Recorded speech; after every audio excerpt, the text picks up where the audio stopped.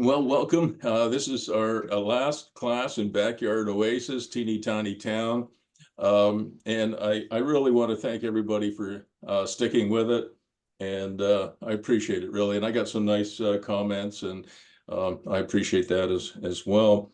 Something I don't think I've mentioned yet is that after this lecture is over, within, I guess, a week or so, I do make up a workbook, a course workbook. So the course work, you'll each get a copy of it. The course workbook will show each lecture, all the YouTube replays, lots of links in there for spreadsheets and everything else. So you'll have that at some point from me. It'll be a nice PDF workbook. I'll try not to make it 100 pages. I'll try to make it 20 pages.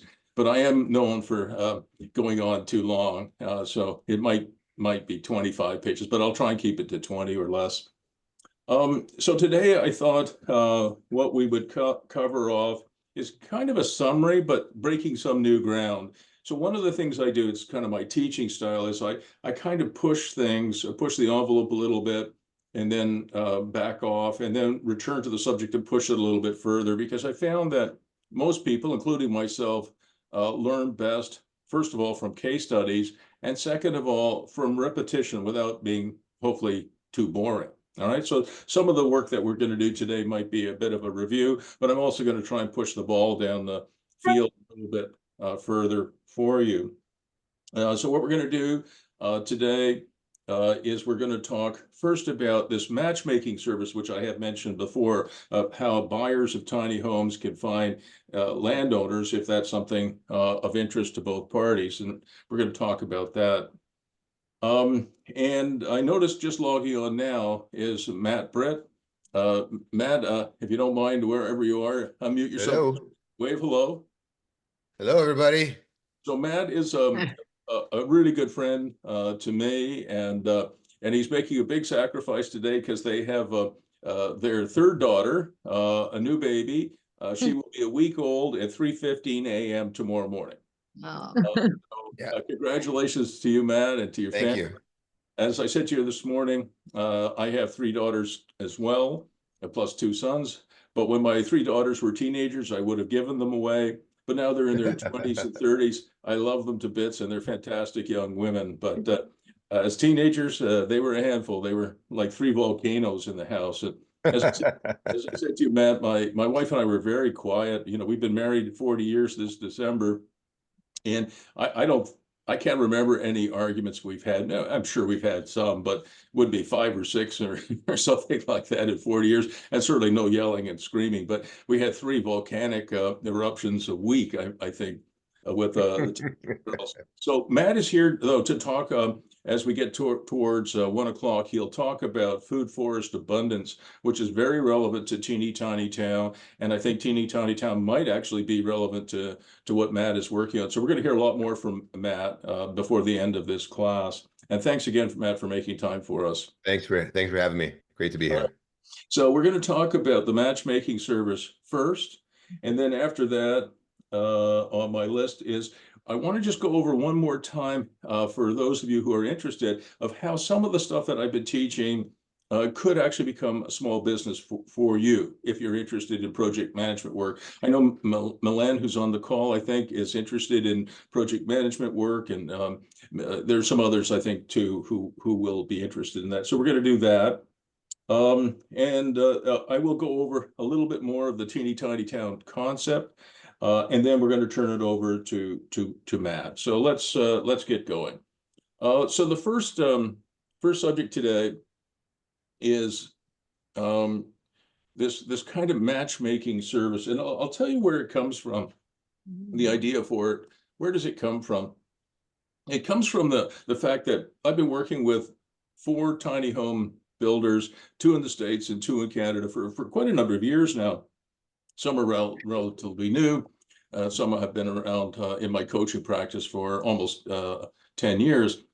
And there is a problem with the tiny house movement, and that is finding places to park your tiny home. All right. Yeah, you can buy tiny homes. There's lots of vendors out there now, and that's great. But if you don't have a place to park it, you know, so that you could live in it, or your daughter, your son, whatever, your mother-in-law, whatever, somebody could live in it, then you bought something that you'd end up putting in some sort of parking lot somewhere. So one of the ideas that has come out of the recent work that I've been doing, especially with Chris O'Connell and Milan and Tina Ray and Luc St. Pierre and Tina Ray's dad, Adib, some of the ideas that have come out of it is, could we establish some kind of a matchmaking service, kind of like what you see on the screen here on the left and right, you know, where you have those matchmaking services, you know, for people looking for partners. And, you know, so what is the basic motivation of somebody who buys a tiny home? And you can see it on the screen here. I want a simpler life and I want it now, right? I mean, I hear that a lot. And you know what? The older I get, the more in line with that statement I am. My life is very complicated, but I wouldn't mind, as I get quite a bit older now, having a simpler life. So I really understand what motivates people. And this is, I've shown you guys this before. This is the tiny home that's owned by George and Brett, a lovely couple.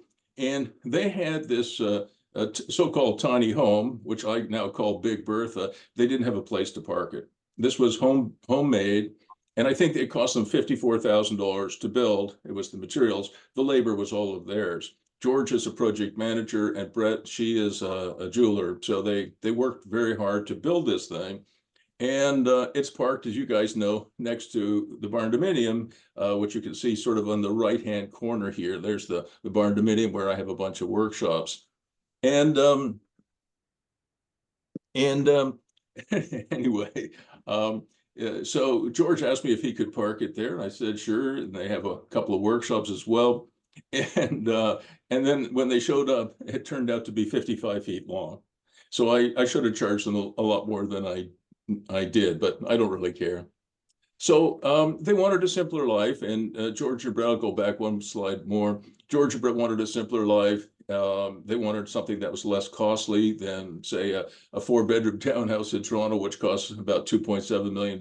So they spent their money on this, and they live in it, and they pay, I think, about $600 a month to park it on my site, and they contribute something for power and water and electricity. Well, I already said that. And septic. And then you've seen this picture several times in this course. This is a newer model, and this was made professionally by Humble Creek, and that's called the Noble. And it's almost 500 square feet of living space on 2 levels, and it's owned by Ron and Michelle. And we call this unit Tadpole House. So the other one's Big Bertha, and this is Tadpole House. And again, it's quite close to the barn dominium. It's hooked up to our water, our electricity, and our septic system. And then Ron and Michelle added this deck and this outdoor room.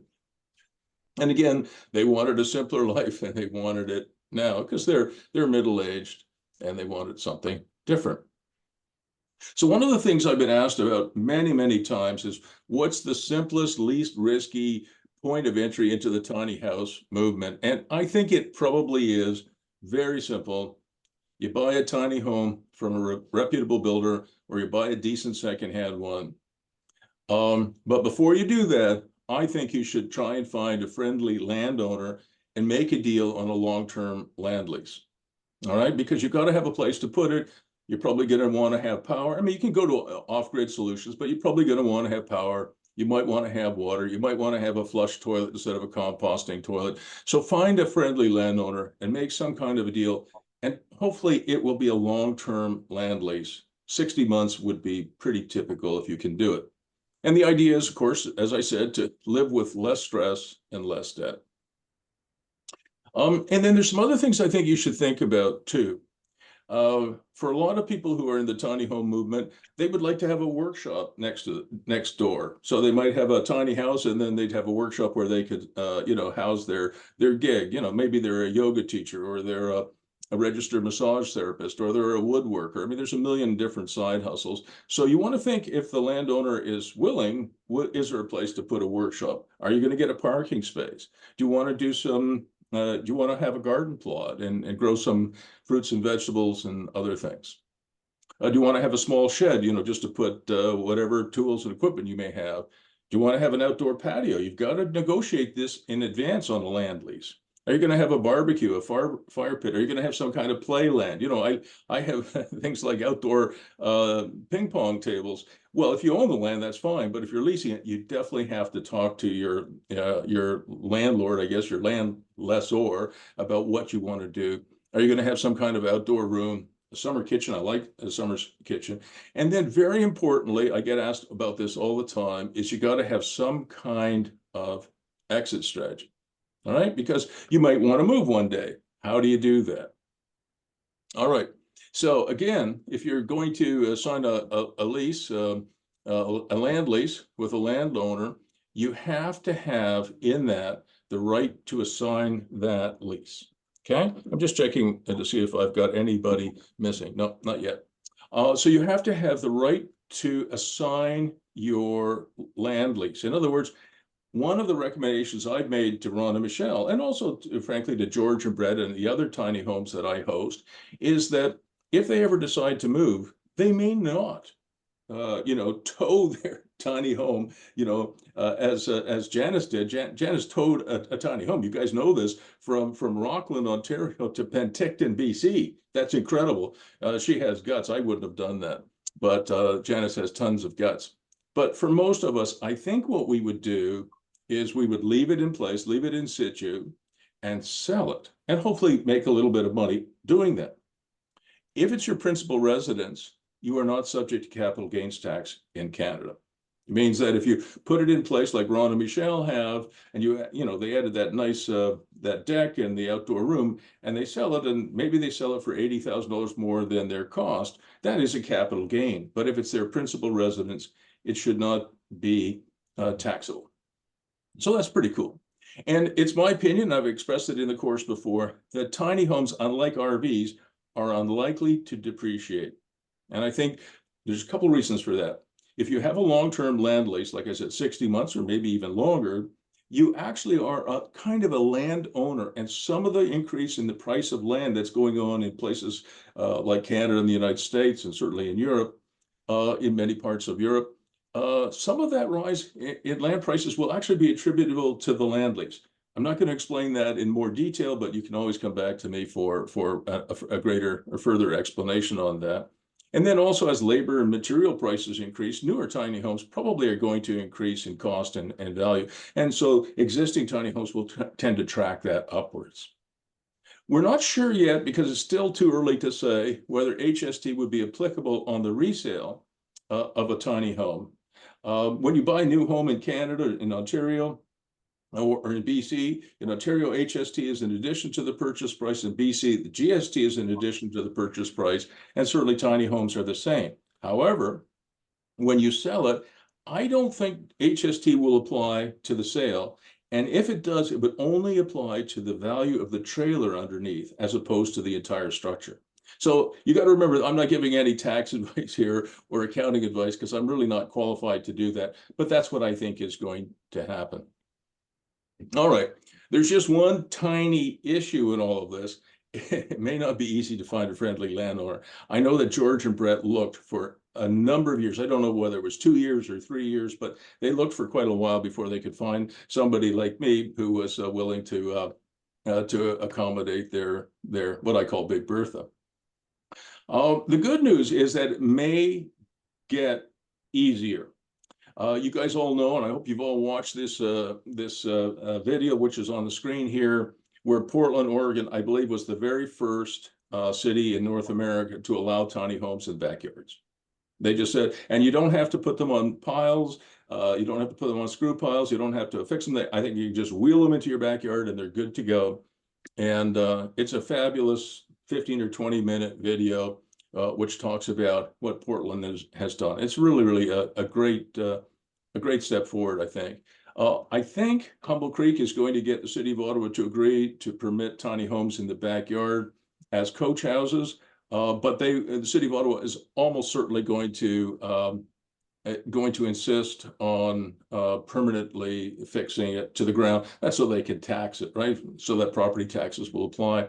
And Paul, I think you may have told me, or somebody may have told me quite recently, that the city of Cornwall is now prepared to allow tiny homes in backyards, even on wheels. Is that correct? Yeah, well, we had our meeting a couple weeks ago with the city, the bylaw, and the building officials, and yeah, they're. We told them the story about Ottawa, and they seem to be in a position to play game and just allow it, just like a coach home would be. The coach home bylaw would dovetail. Wow. So So Cornwall may join Portland, and I'm sure there'll be other cities that will follow. We're so desperate in North America and many parts of Europe for homes that I think it's inevitable. So it may get easier to find a spot. And at least in my experience, land rents generally are somewhere between $350 a month to $1,650 a month. I mean, I have seen RV parks in BC that are charging $1,650 a month to park your RV on it, and I'm sure it would be the same for the tiny home. So BC is very expensive, at least in parts of British Columbia.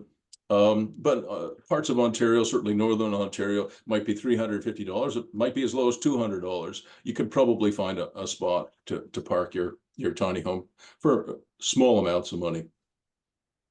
And now I get to talk about business models. I think Robin Jahal is on the call today, and he knows that when I go to sleep, I literally, people often dream of sheep. I dream of business models. I've been teaching business models for it's got to be, it goes back to the early 90s, so it's probably close to 30 years. And I teach business models, for service industries, tech businesses, but also real estate. And I think Amy Allen, maybe you too, Greg Allen, have read these two things. Things every startup needs to know about business models. And then there's a companion document, things every startup needs to know about self-capitalization. Greg, you read them, eh? Yes, sir. And I'm also getting through the $100 startup book, which is that's a great book. Yeah. So Greg, since you mentioned the $100 startup book, can you put in the chat box, the name of that book? If you guys want to know something about starting a business for $100 or less, that is a fantastic book to read. And I'm glad you brought that up, Greg. And I'm going to put in the chat box here in a moment these two links, so that if you're interested in these two things, I think they're worthwhile. You can download them for free, and you'll learn all you ever wanted to know about business models and maybe a little bit more. Now, how is that? Let me see if I can get this working. How is that relevant here? All right. So here's the perfect business model. All right. This is the simplest. Whoops, sorry. This is the simplest business model. I am screwing up. All right. I don't know what I'm doing here. Let's see if I can get.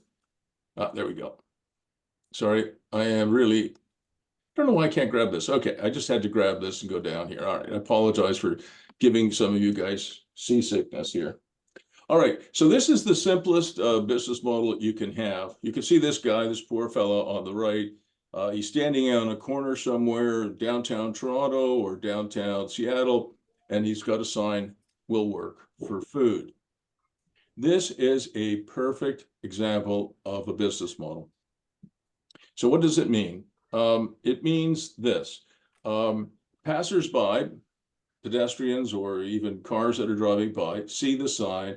They are potential customers of his, right? They might hire him to do some work. The supplier is this poor chap himself. He's a hungry fellow, obviously. He is the supplier. He is supplying the work. And he has a marketing dimension, which is his sign. And that is the essence of a business model. On one side, you have customers. On another side, you have suppliers. In the middle, you have some sort of a business. And then there's an orthogonal dimension, which is your marketing. And that's a perfect business model. You know who the customer is, you know who the supplier is, and you know what he or she is doing to find customers to market themselves. These days, other than maybe A-lender banks, Nobody wants to read a 40-page business plan. Okay?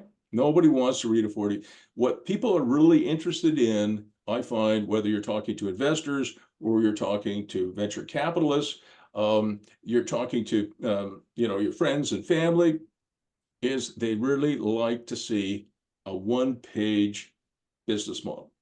Who are your customers?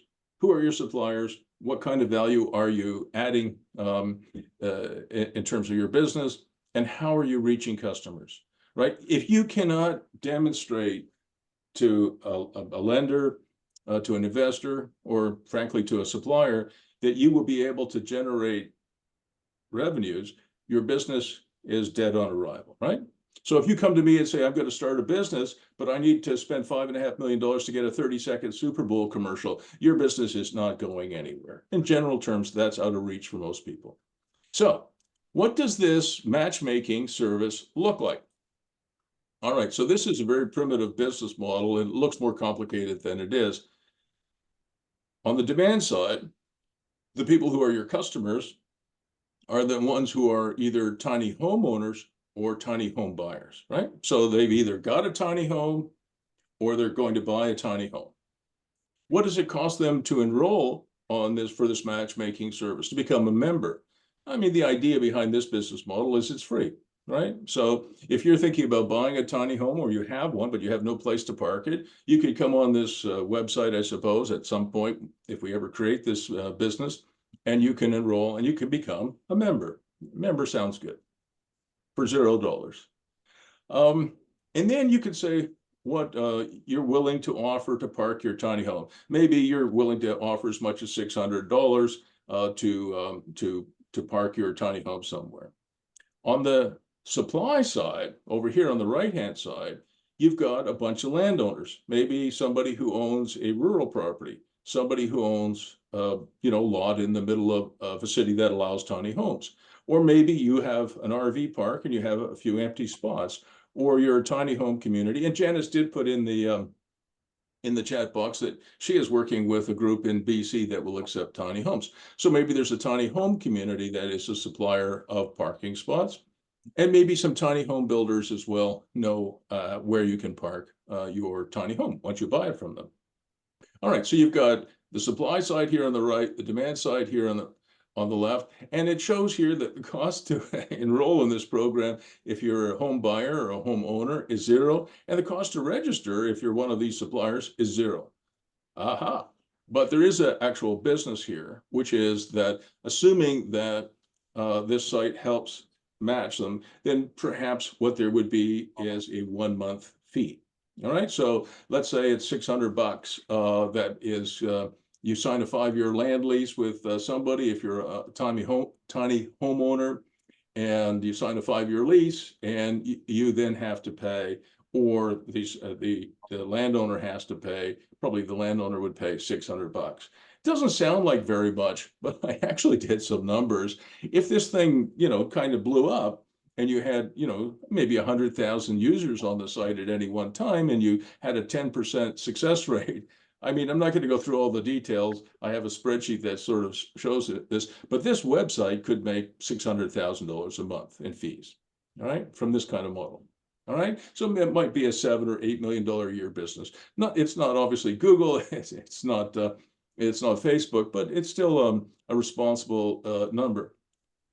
The key thing here is, and I have this sort of concept or theory or theorem, that nothing is sustainable unless it's also economically sustainable. So whether you're starting this kind of a business to help people, find each other, landowners and tiny homeowners, or any other kind of service, it has to make money. It has to make money so it can sustain itself. If we ran a charity, ran a not-for-profit, I ran a not-for-profit, and I also ran a charity, the Ottawa Senators Foundation, and you need money to do good works. So it is not, some of our Canadian friends here will find it difficult to talk about not-for-profits or services, and it's about, making sure that they're economically sustainable. But that is okay to talk about that, in my opinion. And so I asked the question, who said nothing is nothing is sustainable unless it's also economically sustainable? That would be me. And that cartoon on the right was something done by a local magazine 30 years ago. They were kind of making fun of Professor Bruce. All right. So I think that's it. I'm going to just stop sharing my screen if I can figure out what I'm doing here.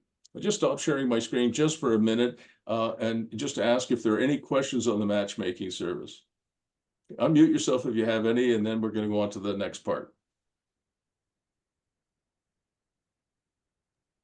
Is it something you're looking to build out on over time, or it's just a concept at this point? Well, at the moment, it's just a concept, but you know, since I'm so involved in the teeny tiny town thing, that I think this is a concept that will help my clients. You know, I have 4 of them that are building tiny homes, and they're now facing constraints on where they can place those tiny homes. So more people would buy tiny homes, Kim, if they had a place to put them. So this is a service I think that probably will get built. And Luc St. Pierre, who's not on the call today, he has some of the tech skills necessary to build out a site that could do this. And he's part of the teeny tiny town group. So I suspect that it might get built, but right now it's just a concept. No, Well, I think it's well worth looking into. I think so too. I mean, you know, you may have noticed I didn't talk about marketing channels, even though I said, you know, a business model has suppliers and has consumers and has you in the middle making creating some kind of value, and you have to have a marketing channel, how to make this thing work. I haven't quite figured it all out. What does Celine say? Celine, you think it's worthwhile doing? I guess it might be. But it needs more work. You know, like a lot of the stuff that I present is half baked. I just asked Milan about that. She'll back you up. Come on, you know that I throw a lot of eggs at the wall and some of it sticks, right? But that's me. I mean, that's my nature. My job as a professor, as a coach, mentor, whatever, is to help people, you know, with some concepts and ideas, expand their imagination. And then, you know, a lot of my clients, coaching clients, you know, they fill in, they backfill, right? And I was very lucky in my early days in my career that I had people around me. I could be the kind of the icebreaker, the idea guy, the concept guy. I could be a deal maker, but I had a lot of people around me who were very, very good at detail. And I think that's important, you know. So ideas are important, Kim, but ideas by themselves are not very valuable. It's execution that's important, right? So you have to have a good idea. I think this is a good idea. I think it will make money. It will provide a valuable service, but you also need to be able to execute. Yes, Janice. There's a group in BC that does a similar kind of a thing, dealing more with co-ownership. And they have Zoom meetings with both parties, so they have a chance to meet as well. Are you thinking of the technology part as being your first step, and then are you thinking about maybe doing some Zoom meetings? So I'm not exactly sure how it will work. Probably, given my preference is to keep things simple. I think initially it might simply be, you know, I mean, if you've got, say, 100 landowners on the site and you've got 100, you know, tiny home owners or would-be buyers on the site, you could probably match them by hand. If you have 100,000, you can't. So I think initially it would be very, very simple. You just simply enroll, you express, you know, I can afford $600 a month, I can afford $300 a month, I can afford $700 a month. And landowners would say, well, I would accept somebody at say $650 a month on my rural property. So I think we could do some just hand matching, if you will, just to get it off the ground. So it could be pretty simple. Mary Ellen, you had a question. I just wanted to make a comment that I think it's a great idea, and we've already come a long way in this area. When I think about Airbnb, I was one of those early people that had extra room in my bedroom, and it was little ads popping up on Facebook. Have an extra room, rent your room to make money. And it was so simple. I did it. So I wanted to share that, but I wanted to share, in case you don't know about this, there's something called Swimply. Have you heard about that? I don't think so. So it's Swimply. They rent out, like if you have a private swimming pool, Oh, they wow. rent out, you can rent, if you have a swimming pool in your backyard, you can rent out your pool by the hour for people to come and have a pool party.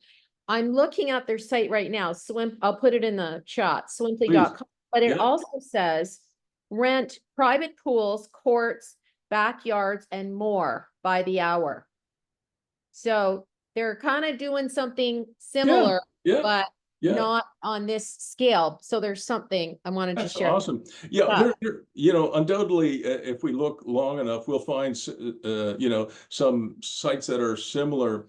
That's fine. I mean, you know, if you have a good idea, Mary Ellen, you will have competitors. And if you have a bad idea, you'll have no competitors, but it's a bad idea. So who cares, right? So undoubtedly, if we get this, Kim, if we get this thing off the ground, you know, the tiny matchmaking service, there'll be competitors, but it doesn't really matter, you know. Good ideas will be duplicated or triplicated, whatever. All right. Let's see if we can keep going now.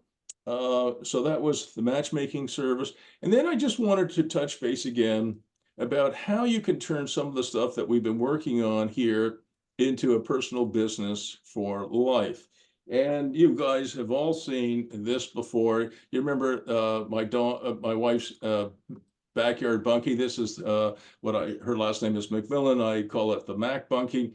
And you remember this one, we went through it in detail. This is actually in our backyard. Matt, you wouldn't have seen this. This is new to you, but this is a little 160 square foot, sweet little bunkie in our backyard. And my wife took in this immigrant from Brazil. His name is Arthur, and he's here in Canada to learn English and to make some money. All right. So Yeah, I remember this. yeah. Okay. All right. Yep. You've seen it. Mhm. Whatever. Mhm. So you've also seen this. Does everyone on the planet need a personal business for life? I think the answer is yes. And the reason for that is, even if you work for the government of Canada, believe it or not, you can get laid off.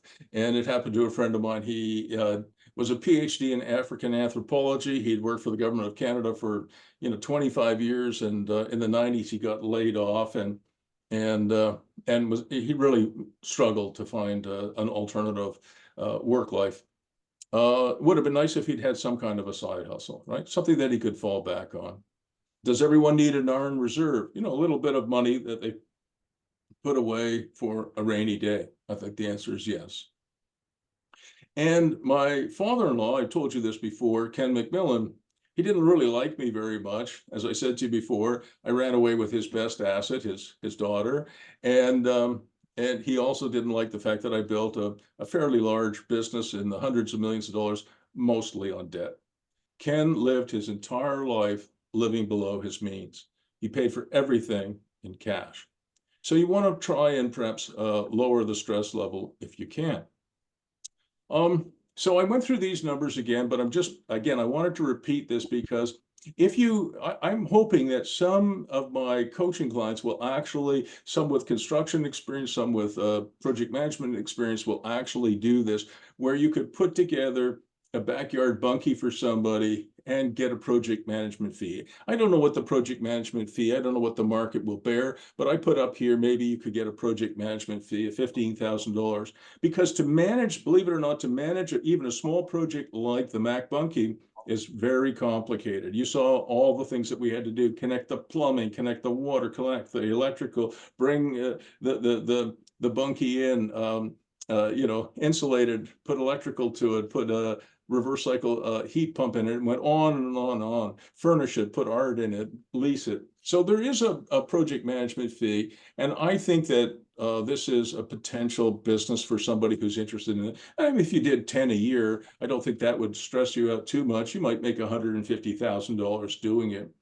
And obviously, there's lots of people out there who want to do it themselves. Completely get that. But for well-to-do people, who are busy and don't have the time, and they just want a bunkie in their backyard for their daughter, for their son, their teenage son, their adult daughter, whatever, for their mother-in-law, there's a business in that, I think. So I put on here the numbers. We spent quite a bit on the Mac Bunkie, about $90,000 or $95,000. You add a project management fee, it's about $115,000. And it generates a cap rate of about 9 or 9.3%. So it's not a home run, but it's not totally awful. So I think there is a project management business in this. And it would be much simpler, I think, if people just said to you, I want a backyard office, or I want a man cave in the backyard, or I want a she shed, because you don't have to put a bathroom in it. You don't have to put a kitchen in it. You don't have to put the plumbing to it. You just have to put the electrical to it. And this is a North Country shed that has been turned into in this case, a man cave. You can see the antlers up here and the things that are important, the big TV, probably a good music system, etc. And then you might have a project management fee. I put in here $8,500. That obviously is not quite right. I'm going to get out of this for a moment and just fix that. And I have no idea if the project management fee is $8,500 or not. These are just numbers. These are placeholder numbers that I put in there. And even if it's just a man cave or a backyard office that you're using for your own, purposes, you notice I put in a rent. And the reason for that is I think you should treat your principal residence as if it was a rental property. You're renting it to yourself, so that anything that you do to improve your principal residence has some kind of an ROI. And, the reason for that is I believe that if you put in a $100,000 backyard pool, in many cases, that would actually have a negative value. All right. You do some beautiful landscaping, you put in a pool, and then maybe 10 years from now, you decide to sell the home. A lot of people don't want backyard pools. They're expensive to maintain. You've got to start them. You've got to, decommission them before winter, at least in Canada. You've got to add chemicals. They're a bit risky if a little child were to fall in. So many people will look at a backyard pool and say, oh, I got to fill that in. So it actually has a negative value. So if you're going to add something to the house, like a basement apartment or a backyard office, maybe it has to have some value. What would this little backyard shed as a man cave, what would it be worth as a backyard office? Well, if you go out and rent a mini office, I was in the mini office business for many years, probably you'd pay anywhere from, $700 or $800 a month to maybe, depending on where it is, $1,200 or $1,300 a month. So I just put in here, if you rent it to yourself as a backyard office for $700 a month, your cap rate is probably 12 or 13%, which is actually pretty good. All right. So I think we talked about this already, so I don't think I need to go through this slide, except for the one thing that I do want you to note is, again, how much demand there is for this kind of accommodation. It's a very modest accommodation, right? But if you think about it, 52 requests for showings on Facebook Marketplace in an hour and 10 minutes, right? It's incredible. So there is demand, I believe, for backyard bunkies, for backyard offices, man caves, she sheds, storage, whatever. And I think there is a bit of a business there if you're interested in construction or project management. I wanted to show you also, and I'm not going to spend a lot of time on this because I want to make sure we get to Matt in another 19 minutes. I wanted to show you a coach house for 140 William Street. This is a house in Belleville. Actually, there's on the front of the building, there is a 5-bedroom home. And then there's in a back-to-back condition, there's a 2-bedroom home. And there was a detached garage in the back, which is, if you can sort of see my cursor moving around, this is the old detached garage. So this little piece over here to the left, where my cursor is moving around, is actually an addition. So this is the detached garage in the backyard. This is an addition. And this is a coach house that is, in effect, a 2-bedroom coach house. And it was designed, and there was, you can see a building permit was issued. I should go back again to this slide. You notice here's the front door to the back, what is now going to be the backyard coach house. This is the front door, if you can sort of see my cursor moving up and down here. But this piece here, this new addition, also has a door to the outside. And you've heard me say in this course that every time you add a door to the outside from a bedroom or really almost from any room in the house to the outside, you create additional value. And this is true in this case as well. So here's the floor plan, and it might be a little small on your screen. Again, I apologize, but I'll go through it again quite quickly so I can get to some other things before we turn to Matt.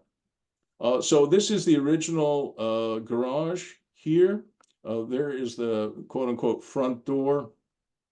You come in here and this is the great room. There's a kitchen here. There's a dining area here, a living area here, and it's a good size. And then you go to the right, there's the master bedroom. It has its own bathroom and it has a closet. So this is a bathroom that's an ensuite, obviously, walk-in closet here, the bedroom here, and the great room here.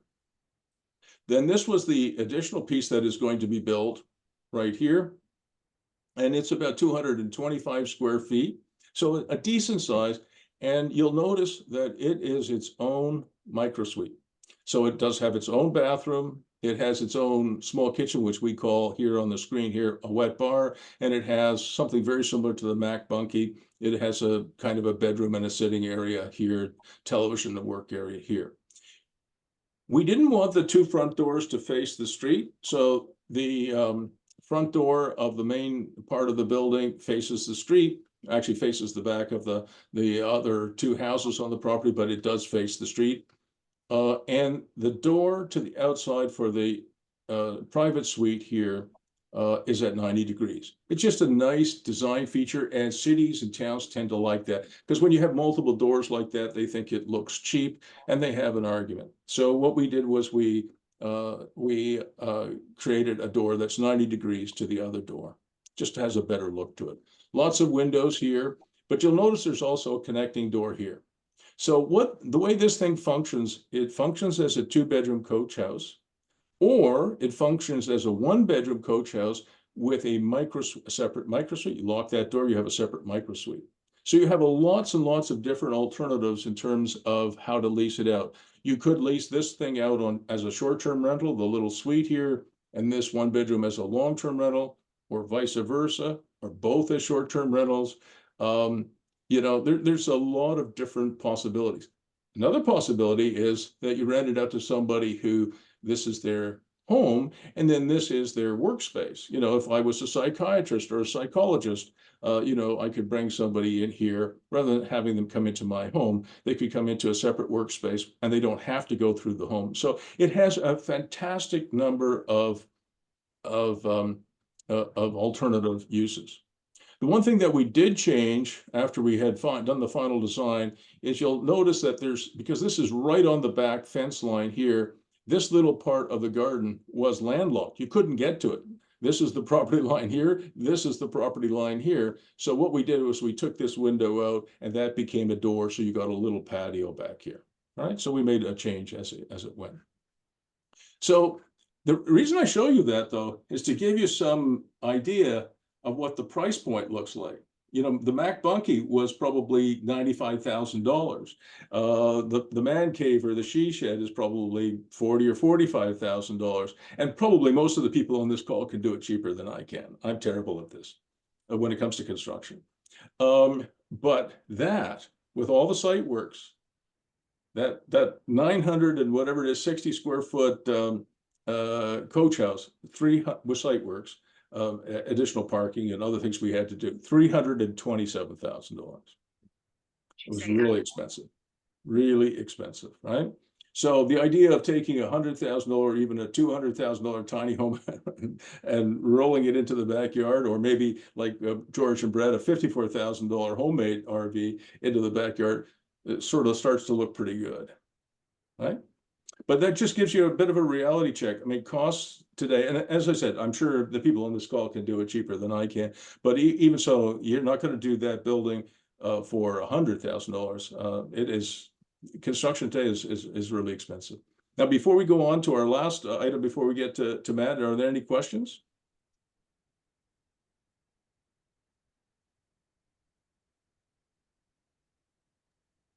I was just wondering about the micro suite. What kind of size was that micro suite, the square footage of it? Yeah, it was about 225 square feet. Okay. And the Mac Bunkie that I showed Janice was Yeah. 160 square feet, so very small. The that micro suite was 225, maybe 230 square feet, but I think 225.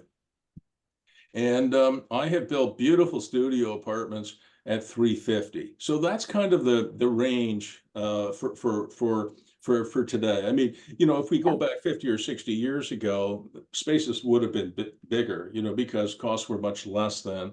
I told you that strawberry box homes were built in the 1950s across Canada for $5,500, equivalent to 85,000 today. You can't build a 3-bedroom home today, at least anywhere that I'm familiar with, for $85,000, right?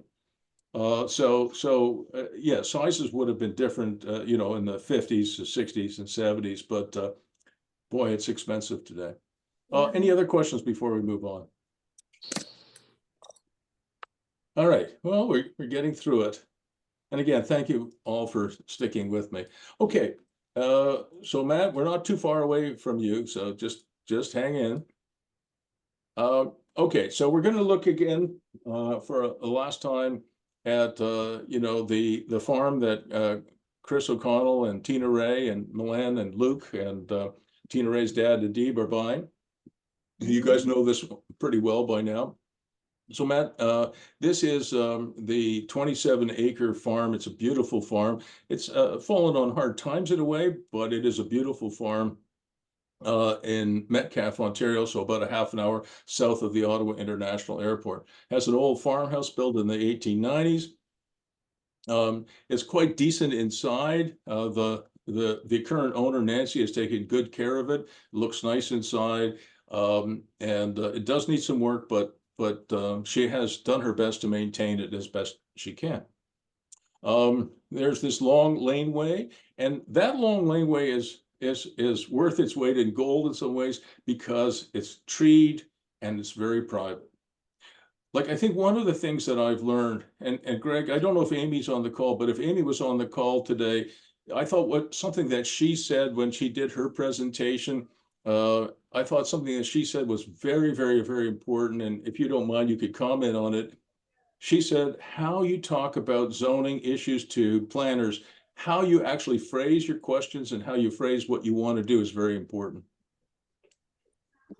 Yeah, for sure. And especially in our dealings with the Islands Trust and different entities like that, we're finding different islands in the Gulf have different kind of ways of operating their bylaws. And with Salt Spring, it's kind of complaint. Well, a lot of them are complaint driven, I guess. But so yeah, when you're wording what you want to do, it'd be wise to choose your words wisely, I guess. Yeah, can't really think of an example off the top of my head right now, but no, well, Amy and I talked about it endlessly, but Carol, you asked a question early this morning about that sort of thing, and thanks for that, Greg. You know, how you say things to planners really does make a difference. You have to look very carefully at zoning, whatever the zoning is, and then you have to sort of twist your project, you know, into little tiny areas where it fits, right? And you talk about that and nothing else. You've got to keep it simple. So anyway, having privacy is very important because something Greg said was incredibly key.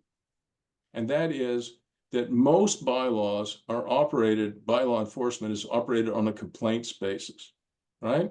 So if you have privacy and you're not disturbing your neighbors, you're likely to be able to continue to do what you want to do in peace.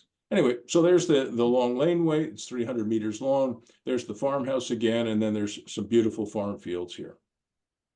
You've seen this before. It's so old that it has a dug well instead of a drilled well. It has a couple of workshops here. It has a large barn in need of work. Here is the zoning. You notice it's zoned AG3, which again, we've talked about before, agricultural zone 3, which in this case is a very, very good zoning. It is very permissive in so many ways. It has waterfront in the sense that this is the Castor River. If you can see my cursor moving around there, there's the Castor River. And you know from earlier in this course that I really believe in creating your own waterfront. In this case, the farm owners will not have to do that. They have waterfront on the Castor River, but there are also conditions there that I think will lead us to be able to create dug ponds. And this is a pond I've shown before. This is a little workshop. There's a little tiny house, and that's a dug pond right there. So I think that you know, you can create your own waterfront. And every time I've done this, I've put a pond on the property, dug a pond, it fills up with nice water. It's a nature pond or a swimming pond. It increases a property value. I looked at the aerial photographs around the farm and not too far away from the farm. On an aerial photograph, I noticed that somebody had dug a pond, right? So when you're trying to assess whether or not you can dig a pond on a property that you're about to buy, just go on Google Maps and look at the aerial photographs. And this is, you can sort of see here, it's not that far away. This is where the pond is, and this is a close-up view of it. And somebody has probably come in here, they put in a little cabin here, and maybe there's something else going on over here. They dug a pond, and I'll bet you all of that was done without a building permit. All right? And they probably think it's very private. But with Google Earth, really nothing is private. But hopefully they're never going to get into trouble, and they're going to enjoy this for, you know, decades to come. Now, they're on the Castor River, and you've heard me say this before, families that play together, stay together. Tenants that play together, stay together, and communities that play together, stay together. So I think it's very important in every project that you're doing that you try and add a recreational element. So Paul, if you had a noble tiny home in the backyard of one of your properties, you know, you saw the deck that I built for the Mac Bunkie. What did I put on it? An outdoor ping pong table, right? It's not much of an element, but a playful element is extremely important. You know, we're all so tied up in our lives. We're all working hard. There's probably a lot of stress. There's financial stress and other stresses in our lives, that having the ability to, you know, go down the Castor River on a tube, or to take a kayak down the Castor River, you know, or to play outdoor ping pong or something simple like that. These are very valuable components. And I buy these mini ping pong tables for about $225. I put them in apartments. I put them next to tiny homes. I put them next to the Mac Bunkie, and people just really enjoy it. They're only 6 feet long, but you play with a Nerf ball and you can actually play ping pong. It's real. So we're still working through this. We're trying to figure out what the highest and best use is. So another thing that you have to do, it doesn't matter whether you're buying an industrial property, commercial property, farm property, a teeny tiny town, any kind of property, is what is the highest and best use. And I think we have a meeting of the farm group tomorrow morning, and we're going to talk about what is the highest and best use. What does the group agree should be in phase 1? And that's something also that's important. I know that people who are creative can come up with all kinds of ideas. I'm good at that, and other people on the call, I'm sure, are good at it too. But it's important also to be realistic. So phasing your projects are extremely important. You know, I'm helping a young client of mine. He's rolling out a big industrial subdivision, and it's millions and millions and millions of dollars of investment, but we're phasing it, right? So you take it in bites. Even large companies, by the way, even companies like Disney building a new theme park, they will phase it. They won't do everything at once. They'll take bites, right? So think about that. So tomorrow we're going to have to figure out what is the highest and best use for this property. This drawing that you see on the screen here was actually done by Milan. And I'll talk more about this drawing. She has a nice hand, and I wanted to show you that she did some sketching as to what might go into phase 1. There's the farmhouse there. There's the barn. There's a couple of workshops there. Maybe there'll be some tiny houses here. Maybe there'll be some more pods here. There's room for parking here, parking here. I think this was an apple orchard. There's the Castor River.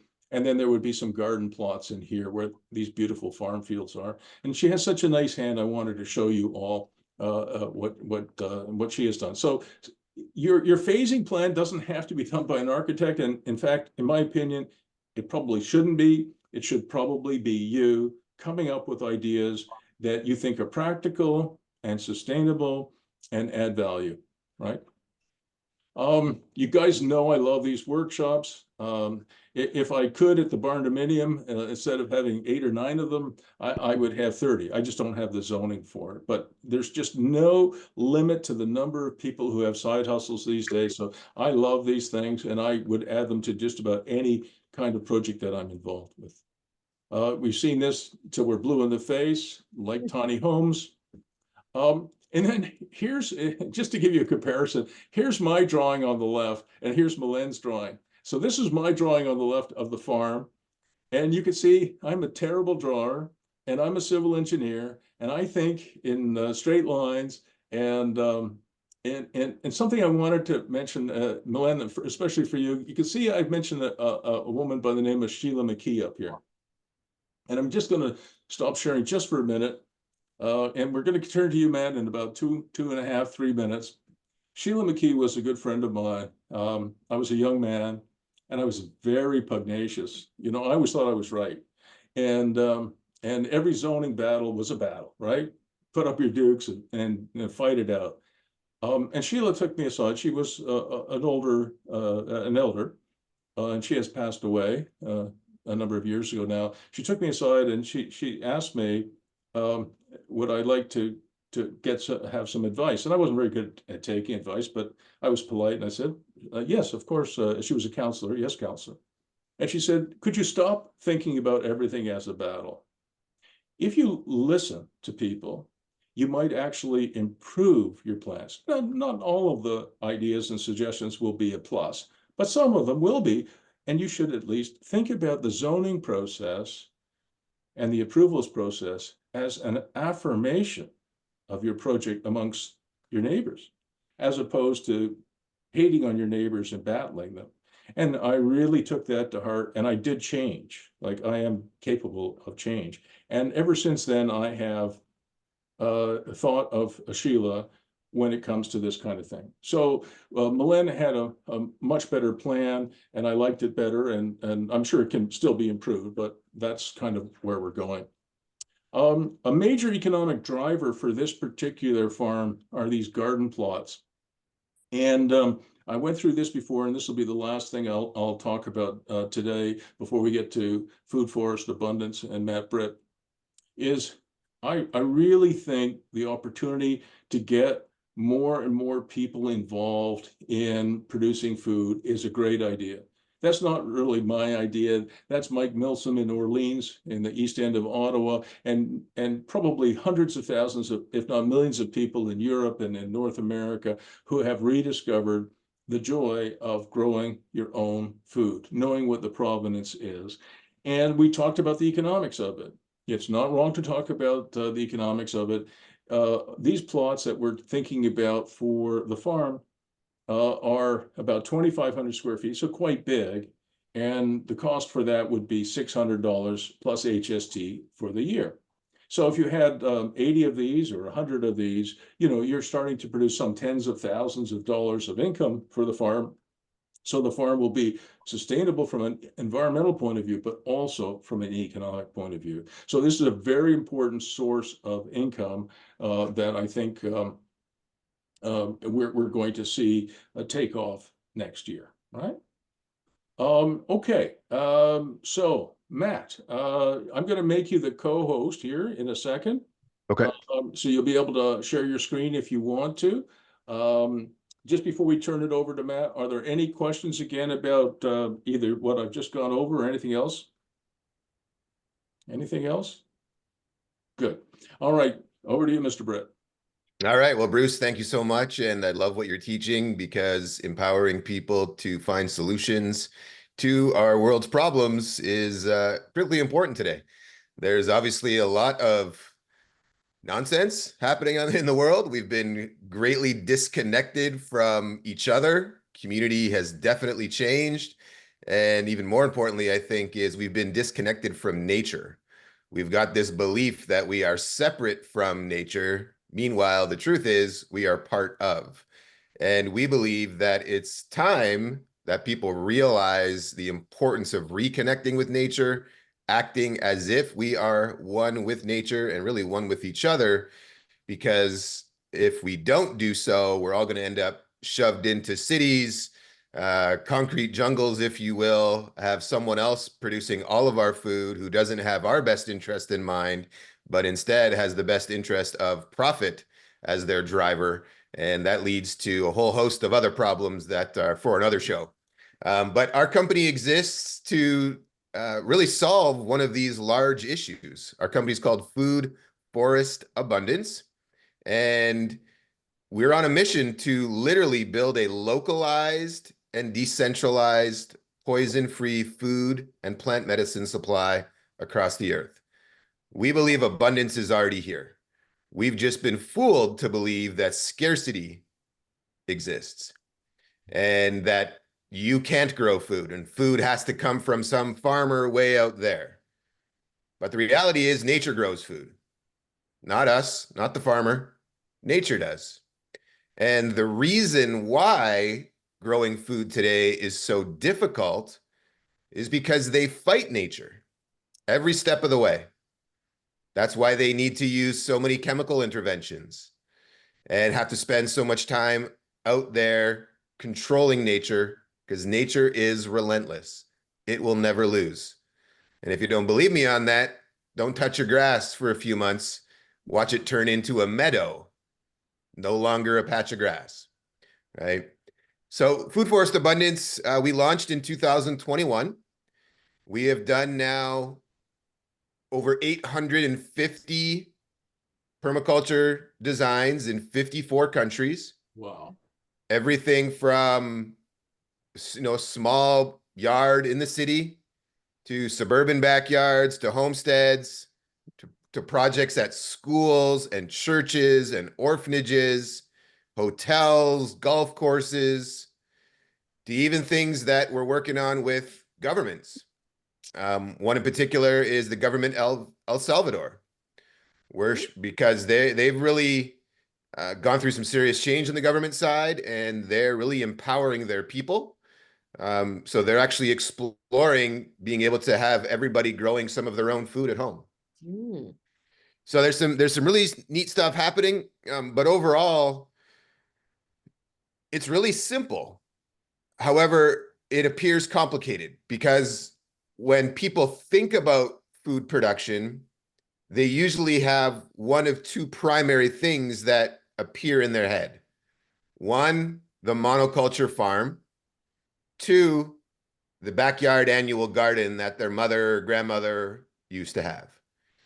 But both of those systems fight nature, which is why they're hard, which is why they're time, money, energy, and resource intensive. Where what we do is flip all of that on its head, and we let nature do what nature does best. We're just involved in the designing of that food system, and then we help bring that food system to life by building it out. We can work on all different sizes of property, anything from under 1/10 of an acre to 60, 70, 80, hundreds of acres, and everything in between. Our designers are the experts in permaculture. Permaculture, has anybody heard of permaculture before? Yeah. A couple people? Maybe I'd only heard of it too. Go ahead, What Bruce. is it? Can you explain though, Matt, for people, a food forest, if I understand correctly, and I'm not the guy to explain it, but a food forest is exactly what it sounds like. It's not you going out and having a garden, with tomatoes growing in it. It's different. Maybe you could just expand on that a bit. Yeah. So permaculture is permanent agriculture, which expanded into actually permanent cultures. And it's been around forever. However, back in the 70s, a man named Bill Mollison really coined the science. He's credited as being the father of permaculture. He's an Australian gentleman, no longer with us today, but brilliant how he really deemed we need to be reconnecting with nature, let nature do what it does best, etc. And a permaculture food forest is mimicking the natural ecosystem. Whereas your monoculture farm and your annual gardens, they work in one layer of production. Permaculture works in 7 layers of production. So we mimic a forest. No one's taking care of the forest except nature. Yes, it goes through growth phases and burnout and comes, that keeps rebuilding itself, but we're mimicking that system. And the area that we specialize in is the design piece. So you can think about us like a design and build firm. And when you think about how nature does it, nature never leaves the soil exposed. Nature works in multiple layers of production. So we've got roots and tubers. We've got ground cover. We've got small shrubs. We've got larger bushes. We've got understory trees. We've got canopy trees. We have vines, and we have mushrooms, fungus. So we intermix all of those things to produce a system that does not need your involvement the same way as an annual garden does or a monoculture farm. This is something that once you put it in the ground and actually help it just get simply established, you can leave it and come back 30 years later and it will be bigger, more vast, more abundant, and will have spread drastically because of that's how nature works. And it will produce a serious abundance of food. Now, again, people often think of, I don't have a green thumb. I'm not a farmer. I've never done this before. And we would say, great, we're not farmers either. I don't have a green thumb. I don't grow food. Nature grows food. And I let nature do what nature does best. We utilize the hundreds of thousands of edible perennial plants that are native to each particular climate zone and let those things do the work instead of the business of food production, which has now created genetically modified organisms that need to be replanted every year in order to produce a yield, and then need all these chemical inputs to produce healthy soil and need all these other things to control that environment. We do it completely opposite. We can do it in any climate zone. People grow, obviously there's shorter growing seasons or longer growing seasons, depending where you live, but we utilize the plants that are native to that particular climate zone. And because we're using perennials, they're coming back year over year, bigger, more abundant, larger production. Okay, so I guess I'll pause just there for a second, see if there's any immediate questions. I had one, and Janice, you'll be next. You mentioned golf courses. I have said for a long time, Matt, that golf courses are a blight on this earth. Yeah. And let me qualify that by saying I'm a terrible golfer. So, I'm picking on golf courses. But if you walk across a golf course, it looks quite beautiful, no doubt about it. But the amount of water, energy, fertilizer, insecticide, fungicide, herbicides, etc., that they use on that thing is incredible. Yep. And so you mentioned golf courses, and I thought, well, how the heck are golf courses involved with food forest abundance? So design, adding in food production off the fairways. Instead of having it be completely ornamental landscaping, converting it to landscaping that will be an asset. And our belief, particularly started with the founder, Jim Gale, is that the modern lawn has been utilized as the foundation for trickery and, in his words, slavery. Everybody used to grow food. Yeah. The only people that had the big sweeping lawns was the royalty, because they could have people care for their grass. Now, all of us are trying to keep up with the Joneses, right? Make sure our grass is nice and green and we put all these chemicals on it. And the reality is those things are damaging our ecosystem. They're damaging each other. They're damaging our pets. The things like More glyphosate is sprayed on the lawn than even on farm fields, Wow. right? And we know this stuff is cancer causing. And what's the largest merger in history? Monsanto and Bayer. Okay. One product helps produce cancer, the other one helps fight the cancer, doesn't cure, right? So one of the things I will comment on, and then Mylène, you're next, I guess, and then Janice, is that in Ottawa, we have another layer of government called the NCC, the National Capital Commission. And there was a poor fellow, but I won't mention his name, who was collecting acorns on NCC property, acorns that had fallen on the ground on NCC property. And he would go down to, he would go to different markets and he would sell those acorns. He'd have a couple of sacks full to artists who would use them for, I don't know, Christmas decorations or whatever, Thanksgiving decorations. And the NCC arrested him. They had him arrested for theft.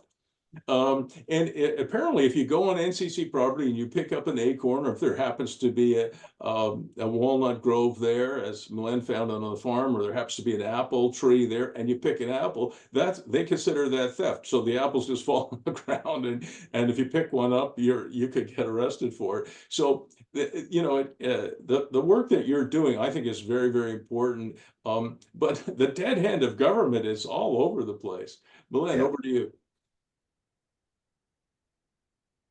Thanks. I'm just curious, Matt. I don't know where you're located. Maybe I'm in Ottawa. Oh, okay. So, what sort of permaculture food can we find in this zone here? Can you give us some ideas? Well, just simple examples. Think about all your different berries. All of those grow here, and they're all pretty much perennials.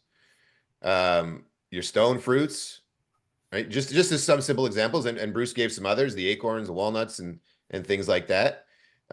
There's also, like I said earlier, according to the World Economic Forum, there are over 400,000 edible and medicinal perennial plants.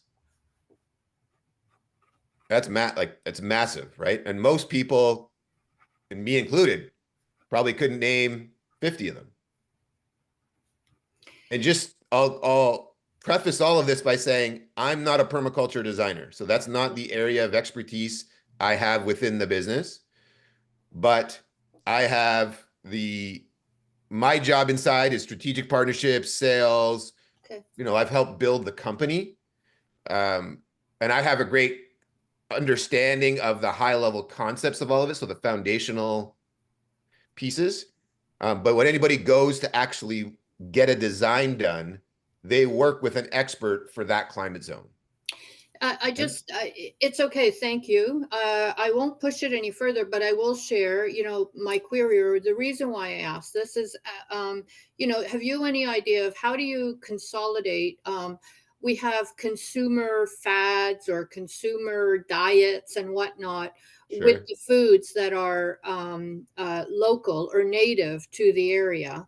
I'm just wondering, I'm throwing that question out there. If you have any comments or ideas or feedback, I'd appreciate it. And any comments or feedback on what piece?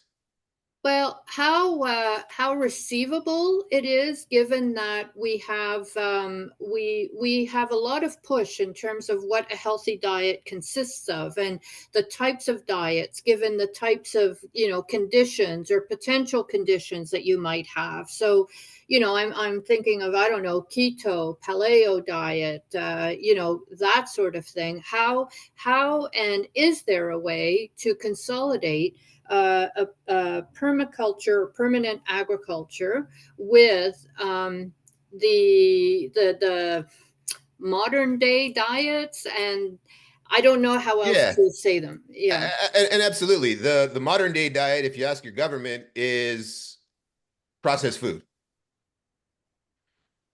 Processed food is damaging us. Yeah, no. The best thing you could do is eat live foods. Right. Things that are full of life force, that are produced in healthy soil, because the soil is much more valuable than we even realize. The microbiome of that soil is how A healthy soil will equal a healthy plant. The healthier the soil, the healthier the plant, the healthier the food. The more nutrient density in the soil, the more nutrient density in the food. And that's not even just with the plant life, that's also with animal life. And we incorporate animals into the designs if people want them. We're not vegan or just plant or just animal, whatever it is. It's all of it. Some people will even put in aquaculture, so adding in fish into the systems. Yeah. Right. Yeah. Um, Okay, I wasn't talking about processed food or not. I was talking about things like, vitamin C. So those are citrus fruits. We can't grow citrus fruits here. You actually can. I was at a house today that had some. Okay, well, then Yeah. that's news to me. Thanks. So, Thank you. They move them inside during the winter. Thank you. Okay. So, Elvia has a question, which I think you already answered. Mary Ellen, I know you want to ask a question, but Elvia had a question. So are you finding, I mean, you mentioned you did over 800 installations in 54 countries so far. So I think the answer to Elvia's question is that there are people who are opting for permaculture over monoculture. Yeah, absolutely. That's what we're leading people towards. The monoculture systems, we're not saying don't have your annual veggie garden. If you like doing that, great. There is That's important. an additional way to stack onto that, though, that we can also help teach you how to properly companion plant, how to properly build that soil, keep Yeah. that soil growing and protected. One, not leaving it exposed to the elements, right? So intermixing annual garden along with the perennials is fantastic. That's cool. So Robin just put in the in the chat box that he's ordered a bunch of fruit trees, nut trees, etc. Matt, would you mind putting in the chat box your name, cell number, and email address? Would you mind doing that? Yep. Robin, one of the things that I asked Matt earlier this morning is, does his company do designs for, small backyards? Your backyard is quite big, actually, but, compared to, say, a farm, it's quite small. And they do charge a fee. It's not very much. And they produce these designs that are unbelievable. There's a lot of science in it. There's a lot of biology in it. I know what I know and I know what I don't know. And since you've ordered all of this, it might be worthwhile. I'm just saying, you don't have to do anything, but it might be worthwhile reaching out to Matt because he can help us. And Malin, I think the point that you were making was really good, is that when we're talking about these garden plots, well, I just learned now from Matt that it's okay to combine sort of an annual garden, if you like the cucumbers and the tomatoes, whatever else, with a food forest. I think in 2,500 square foot plots, Matt, that you could have both. And I think that is a fantastic idea. I mean, you just blew my mind because I know what it's like. I have a very small monoculture garden in the back here. My wife and I grow some herbs and we grow some flowers, and we grow some tomatoes and cucumbers and stuff like that. It's a hell of a lot of work. And I love the idea of having a 2,500 square foot garden plot, which is partly permaculture and partly annual. And I just found out from you that you would accommodate that. Absolutely. Yep. We don't say it's one or the other. It's do both. Yeah. And Mary Ellen, you had a question for Matt. Yeah, just a question and a comment. I love this and that you're working around the world. I'm curious if on your team, do you work with landscape architects then? No, they're all permaculture experts. Permaculture experts. Okay. Yeah. My nephew's, he's in the landscape architecture program at Guelph. Yeah. And just learning what he does, it's as much like it's about the land, and I just thought there was a fit with what. There's definitely a crossover, and definitely the people that we work with have landscape architecture like experience. Okay. We will do earthworks. We'll add in hardscaping. Really, anything that people want, the designers can include all of that into the designs. Okay. Yeah. Cool. I'm going to check out your website. Mary Ellen, one of the things that I have to say, though, is, you know, I taught architecture for 14 years, and I like architects. I like the art of architecture, but I also find that many of our professions are very limited. They're in a box, and they do what's in the box.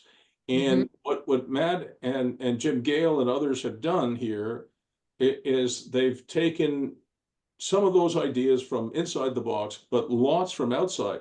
And Yeah. unfortunately, if you go to a landscape architect, he or she is going to design, you know, some beautiful retaining walls and some, you know, Yeah. cobblestone pathways, and they'll put some, you know, a hedge here and a tree there. But it isn't a food forest. It's pretty to look at, but exactly as what Matt said, it might as well be on Downton Abbey, you know, where they have all these, you know, serfs basically going around, you know, cutting the grass with nail clippers. That's not what Matt Britt and his group do. And I don't want you to be limited by our architects or our engineers. And I'm an engineer, and I don't want to be limited by the landscape architects either. So I think we have to be more imaginative than that. Yeah. So they should be more imaginative. We do, and that has to come from us. Or they because- should Yeah, be. yeah. That's why I'm just feel like, and listen, I'm learning from my nephew. He's a smart entrepreneurial kid. My dad was in the golf course business. So, you know, and design. So I know kind of where his head's at, and you're just, you know, I've got my antenna up. So I'm gonna, Well, they're put into the box that the school puts around them, right? That's right. Yeah. Interesting. And so there's a couple questions here in the chat. Elvia asked if we're seeing people install these in lieu of traditional landscaping for commercial properties. Yes, and it's definitely something we see as a massive opportunity, because these people that own the commercial properties, they pay for landscaping care. They usually have commercial landscaping maintenance. Why not convert that, again, liability into an asset that produces value for that property? From a maintenance requirement standpoint, it's very little. Our location in Central Florida, maybe an hour a week. I don't even think it's that much. The only thing they do is they built walking paths through it, so they keep those walking paths clear. They set up an irrigation system, so it does the watering. Otherwise, it just basically runs wild. Now, can you do more? Yes. If you want to keep it looking a certain way, you can definitely do that. And every food forest naturally becomes a nursery, which is great, because the way that we see this is as we get, let's say, 100 food forests installed in a community, eventually we can drive the cost of all of this stuff down to near zero. Imagine this, we have 100 food forests there. We got a design done. Every one of those 100 food forests, the owners decide to contribute one plant to the new location. And now every one of those 100 people decide to give 1 hour of their time to the new location.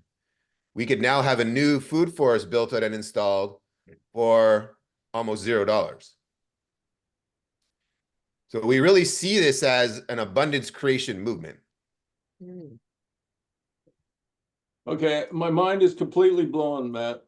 I was just updating the slide deck, and you know, for Milan and Tina Ray and me, and Luke's not on the call, and Chris isn't on the call today, but for us and the farm, to have a combination of annual garden and food forest, permaculture food forest in your little garden.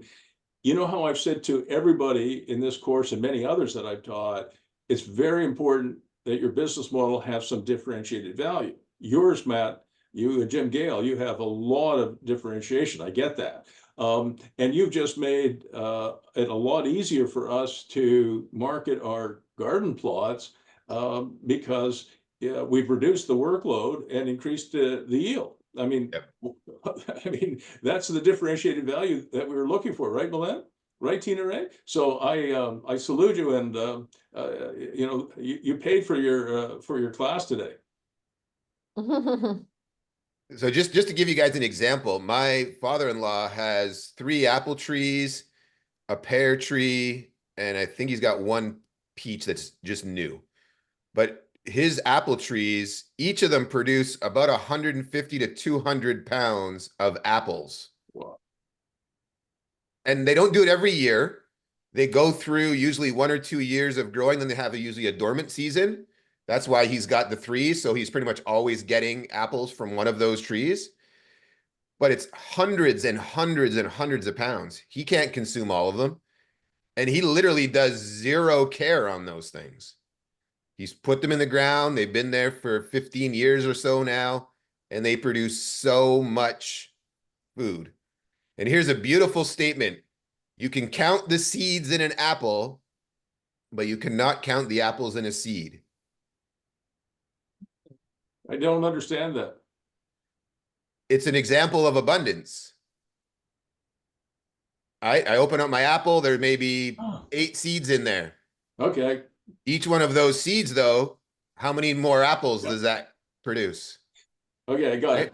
it. Elvia, I did not understand your question, and I thought that was really interesting that what you brought up, that that a commercial property could also, instead of having the traditional landscaping, and Elvia, by the way, traditional landscaping is like a 6-foot planting buffer, which is just a bunch of grass and some trees that as soon as you get a little bit of neglect, everything dies, right? You just, all it is it grows vermin. So I think that that's very clever, Elvia. If you have to do some landscaping, do it as a food forest instead. Absolutely. That is tremendous differentiated value. Imagine if I rented a contractor yard for you and I wanted an apple, I just go pick an apple, I guess. Yep. Unless you're, hang a second, unless Elvia is the NCC and she'll arrest me. Yes. Well, and think about it, the multi-family residential properties. Exactly. Instead of having a whole bunch of trees that do nothing, ornamental landscaping, imagine now they differentiated themselves by saying, we have fresh food growing here That's cool. that you have access to. That's really great. Right. Oh, this was wonderful. Now we've got 1 minute left. I can show a few designs if people want to see I was them going to ask you quickly. if you could show a couple of designs. I'll show you one that is very cool, I think would speak to everybody. This is a food bank. Oh, it's a food bank. A food Cool. bank. That's cool.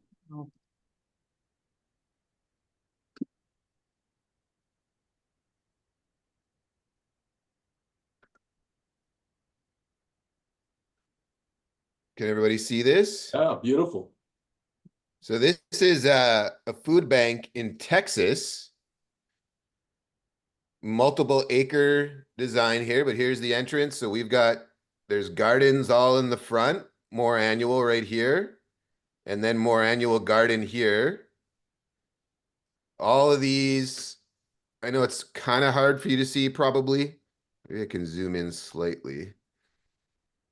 But every one of these circles is all different plants.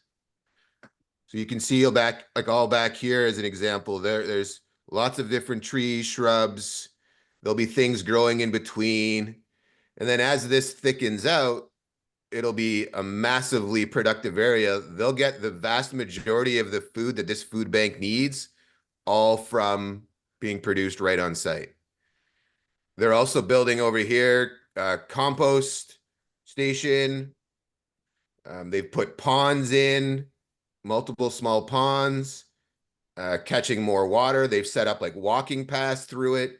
So they've created now a space that is not only caring for people in need, it's also giving people in need a place where they can go, again, get reconnected with nature. Here's another.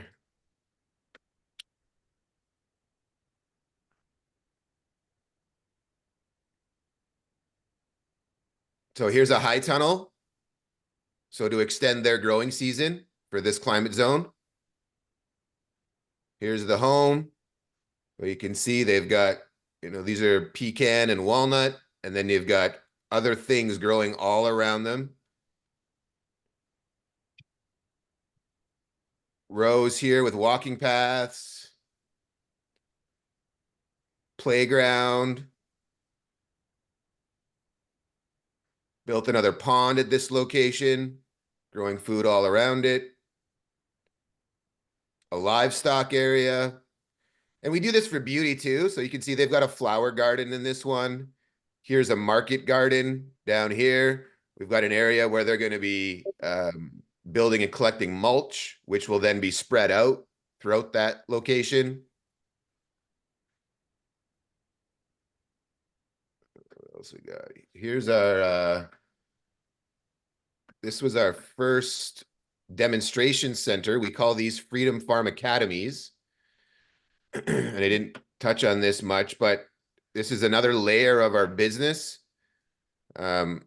What happened was, as we were talking to thousands of people over the past few years, we continued to bump up against the same issue.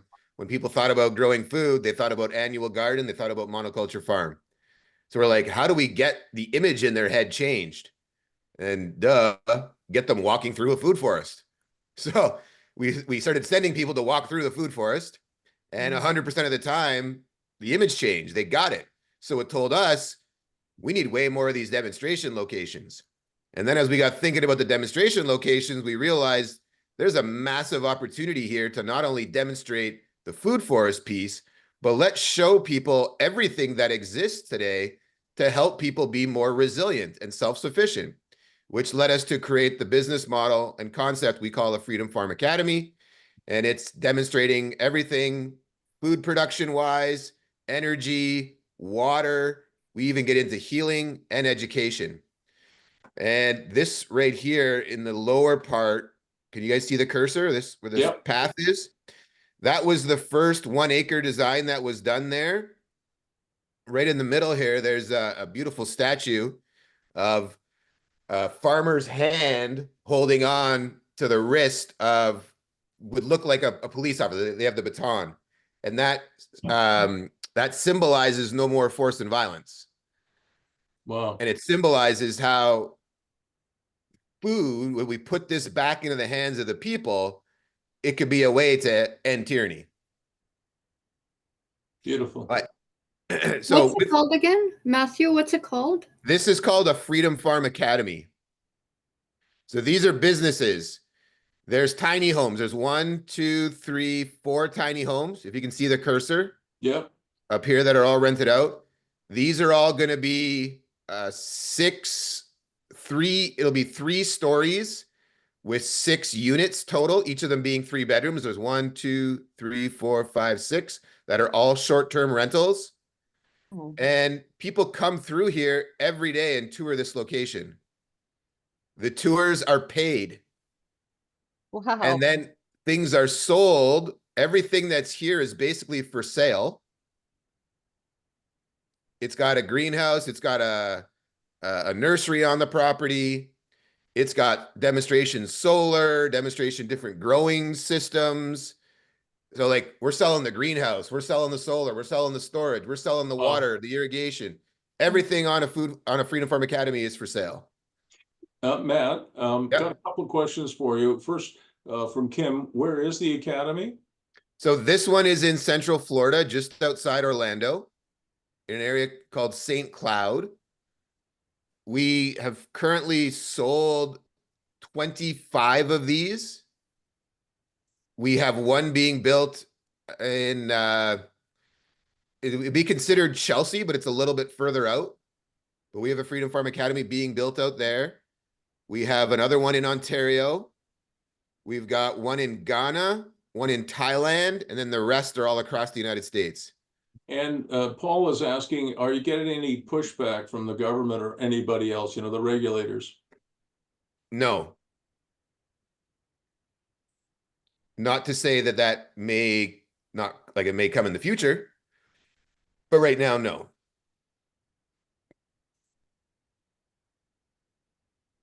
Mylène, did you have a question for Matt? Yeah, you've already answered a couple, but what's the size of a typical Freedom Farm Academy?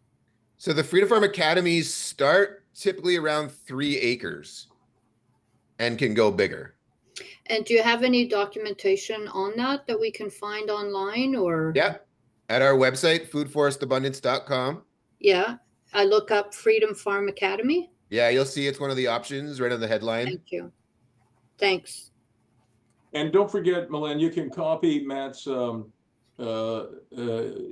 information from the chat box. Yeah, and the chat box remains available in the replay, does it, or does it disappear? No, you better grab it now. Oh my God. Okay, thank you. Right, no problem. Greg Allen, does this give you any ideas for additional ideas for you and Amy on Salt Spring? Oh, for sure. Yeah. I was just trying to think how we could utilize, because the property we're looking at has a lot of forested area.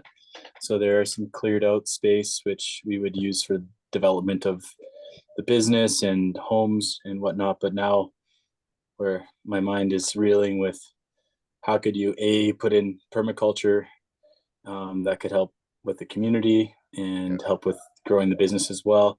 But then utilizing, I'm just thinking, yeah, the forest, it's like old growth forest that's basically untouched. So I did have a kind of a question come up, but I thought maybe it'd be for down the road where I would contact you in the future. But yeah, are you able to work with any environment? And Yes. Okay, I figured that was the answer, and like it would be obviously customizable to Correct. the ecosystem itself. Correct. And with that climate, you can do a lot. So Greg, just so Matt knows, Greg and Amy are planning a move from Moose Jaw to Salt Spring Island, where they bought a beautiful property, or they're buying a beautiful property just over 5 acres, where Amy will run her elopement wedding business, and Greg will continue with his art. Greg is an incredible artist.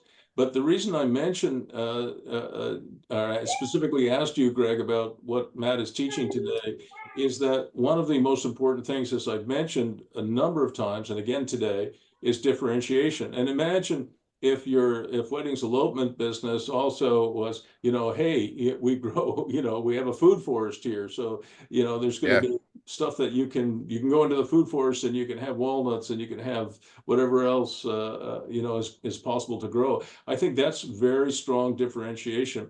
And absolutely. I did mention, Greg, earlier in this course that one of the top attractions on Airbnb was, the big potato in Idaho. And, you could literally stay inside a potato. But one of the things that made it so highly differentiated was that, you had to take care of Dolly the sheep, which was in a little pen, right? Or it was on part of the property. And that's a lot of work, taking care of an animal. But going into a food forest, as Matt has described it, and harvesting, Salt Spring has a very good climate. I suspect that would be very positive for Amy's business. Absolutely. And you can stack on multiple functions there. You can have it be a value add so that the people that come and get married and bring their guests, they can go out and pick their own food. Maybe you charge them for that by the pound or however it is, or maybe it's included in the price. You can also put in short-term rentals, have people stay there.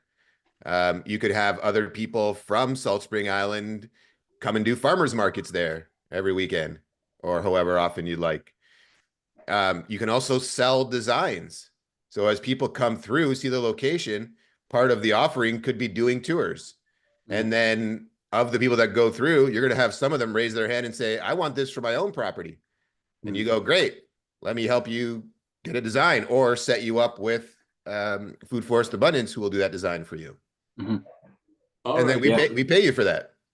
Nice. Okay. Well, that's exciting. I mean, I know there's lots of potential on this property. I was just going over it, thinking with being that a large portion of it's forest, I'm like, how can I get the highest and best use out of this? But this seems to have answered a lot of those questions. And my father-in-law is like a major green thumb, and we're just trying to think, how could we get him to leave his little nest here in the prairies and come and join us out there? So this might be an incentive. So awesome. We're a little over time, Matt, and I bet you we could stay on for another hour with you. I hope everybody will join me in thanking Matt for taking almost an hour and 45 minutes out of his day to help us with this. And I happy to be Elvia here. is clapping, and I should do this. See if I can figure out how to do that. It's just been fantastic to have you here, and I would say to everybody on the call, we have about another 20 students who watch it on replay, because not everybody can be on from noon until 1:30 Eastern time, Matt. But a lot of people in the class and who will watch it in the replay will be very grateful to you. Milan and Tina Ray on the call here, you'll notice that the Food Farm Academy idea and the teeny tiny town, there's a lot of commonality. And one of the things that I did talk to Matt about this morning, we'll talk some more about it in the future, is packaging up the teeny tiny town idea with the food forest abundance concept. And because part of our job is to build, one or two or three or five or six teeny tiny towns ourselves. Okay, great. But if we can bring it to 1,000 people or 100,000 people, there's 190,000 farms, Matt, in Canada, and about 2 million in the United States. And I would say virtually all of them are monocultural annual, right? Yep. So the teeny tiny town idea of bringing people to live on these farms and to grow things on this farm. You just expanded my mind today, and I'm sure the other people on the call as well. So again, thank you all for coming to the class. I've really enjoyed it. I want everybody to keep in touch, right? Janice, Carol, Greg, the two Gregs, Celine, obviously Elvia, Tina Ray, everybody, Kim, keep in touch, all right? I expect to hear from you guys. And again, Matt, thank you again. Thank you so much, Bruce. Thank you, everybody. See y'all. Thank you.